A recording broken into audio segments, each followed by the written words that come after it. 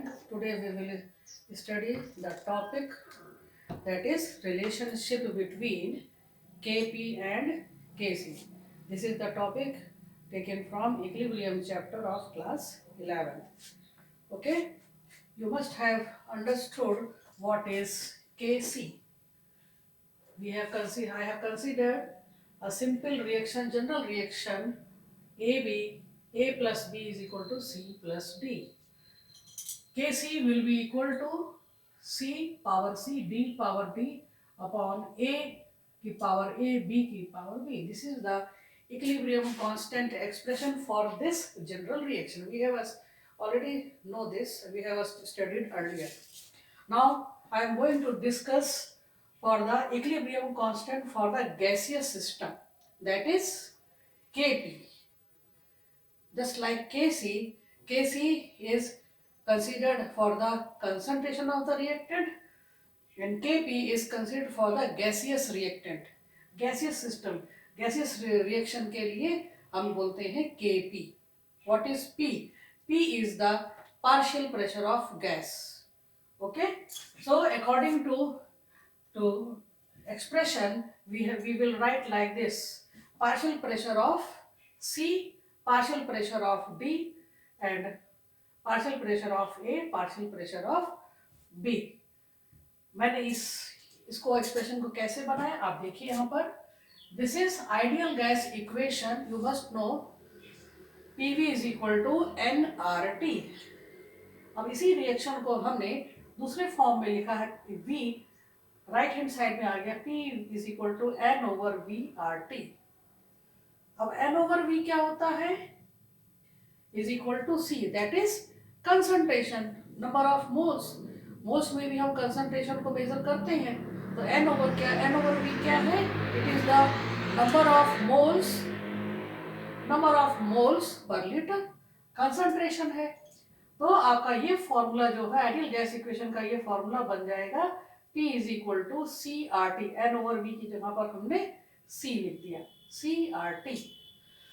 अब यहाँ पर आपके 4 गैसेस रिएक्टेंट और प्रोडक्ट हैं. तो partial pressure of A, C क्या है? Concentration of A. C यहाँ पर इस तरह से लिख सकते हैं कि नहीं? तो आपका फॉर्मूला बन गया PA is equal to ART. Similarly, PB is equal to concentration of BRT. PC is equal to concentration of CRT and PD is equal to concentration of DRT. आपका फॉर्मूला क्या बना? Partial pressure is equal to concentration in moles per liter multiplied by RT. RT क्या है आपको मालूम है? Rydberg constant, जैसे constant है. T is the absolute temperature. अब ये सारी वैल्यूज जो है हमने यहाँ पर इसमें पुट कर दी. Putting the values of this partial pressure in equation, this equation Kp is equal to Pc क्या है आपका? ये है CRT. Similarly PD, DRT, PAART and PB is equal to BRT. Okay. अब आपका इस तरह से इक्वेशन बन गया. ये क्या है आपके? स्मॉल CDAB क्या है? This is the number of moles. तो नंबर ऑफ मोल्स आपको बताया गया है कि वो एक्सपोनेंट के रूप में एक्सप्रेस किया जाता है. तो सभी को हमने एक्सपोनेंट के रूप में यहाँ पर नंबर ऑफ मोल्स को शो किया है. अब देखिए इस फॉर्म में थोड़ा सा और चेंज हम ला सकते हैं इसमें. Kp is equal to concentration of C, concentration of D. ठीक है, दोनों में RT कॉमन है तो मैंने RT कॉमन ले लिया. C प्लस D एक्सपोनेंट आपका ऐड हो गया. इसी तरह से डिनोमिनेटर में A का कंसंट्रेशन, B का कंसंट्रेशन, RT कॉमन हो गया. A प्लस B एक्सपोनेंट आपका एड अप हो गया. तो आप क्या देख रहे हैं? ये इतना पोर्शन जो है ये क्या है? Kc आपका है कि नहीं है? तो इसीलिए इस पूरे एक्सप्रेशन की जगह पर हम Kc लिख सकते हैं. ठीक है. RT को मैंने कैसे? RT यहाँ पर ऊपर भी है नीचे भी है. C plus D minus A plus B, इस तरह से हम इसको लिख सकते हैं कि नहीं? डेल्टा एन मैंने यहाँ पर लिखा है. डेल्टा एन कैसे कैलकुलेट हुआ है? Delta N is equal to C plus D minus A plus B. ठीक है, तो इसकी जगह पर हम डेल्टा एन ये पुट कर सकते हैं। तो आपका जो है रिलेशनशिप बिटवीन के सी और के पी आपका यहाँ पर बन गया, के P is equal to K C R T delta N. Okay, तो ये पूरा आपका जो है एक्सप्रेशन जो है ये फॉर्मूला आपका फॉर द गैसियस रिएक्शन है। इसके पहले जो आपने पढ़ा था के सी, वो आपका जो है बाकी रिएक्टेंट्स के लिए है जो लिक्विड और सॉलिड के फॉर्म में रहते हैं, उनका कंसंट्रेशन होता है। अब यहाँ पर देखिए कुछ कंडीशंस है। डेल्टा एन, डेल्टा एन क्या होता है? It is the calculation of product minus reactant, number of moles of product minus reactant, उसको हम डेल्टा एन कहते हैं।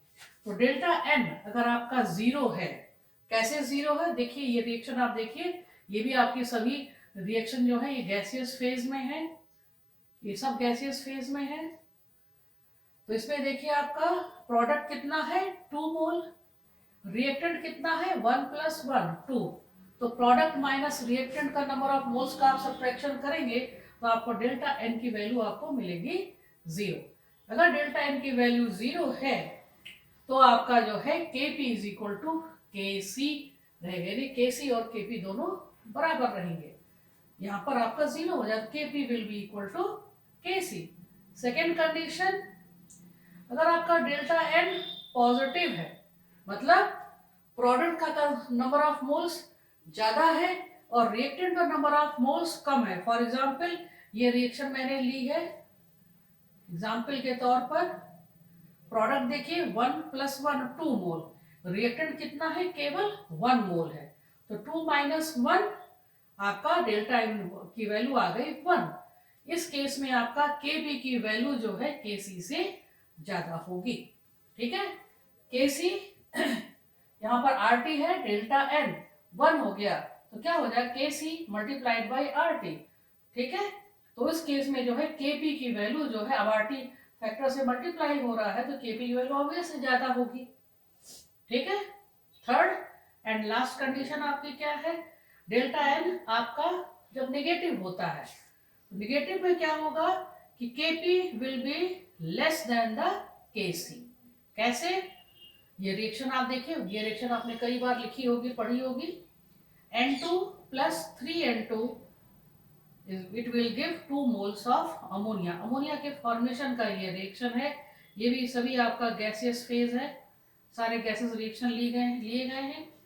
तो इसमें आप नंबर ऑफ मोल्स कैलकुलेट करिए, ये आपका 4 है, ये आपका 2 है। तो प्रोडक्ट माइनस रिएक्टेंट आप करेंगे तो आएगा 2 माइनस, और ये आपका आएगा 4, it will be equal to -2, यानी कि डेल्टा एन की वैल्यू आपकी नेगेटिव हो गई। तो नेगेटिव के केस में आपका के पी की वैल्यू हमेशा जो है के सी से कम होगी। नेगेटिव का मतलब कि ये अब आपका ज्यादा हो जाएगा और इसकी वैल्यू जो है के पी की आपकी ज्यादा हो जाएगी। तो ये है आपका रिलेशनशिप बिटवीन के पी एंड के सी। अब एक चीज में एक पॉइंट और है, इक्विलिब्रियम कांस्टेंट में के सी के उसमें जो है सॉलिड और लिक्विड का कंसंट्रेशन जो है उसको नहीं कंसीडर किया जाता है, क्योंकि सॉलिड और लिक्विड का जो आपका कंसंट मास है, डेंसिटी है, वो सब कुछ आपका कांस्टेंट रहता है, इट डजंट चेंज। ऐसे P is equal to W upon V। ठीक है, R T M, PV is equal to RT से ही, NRT से ही हम इसको निकाल रहे हैं। तो P is equal to W आपका क्या है, M आपका मॉलिक्यूलर मास है, अपॉन V RT। ठीक है, तो आपका ये क्या हो जाएगा? मास अपॉन वॉल्यूम, ये आपका डेंसिटी हो जाएगा। तो P is equal to D R T.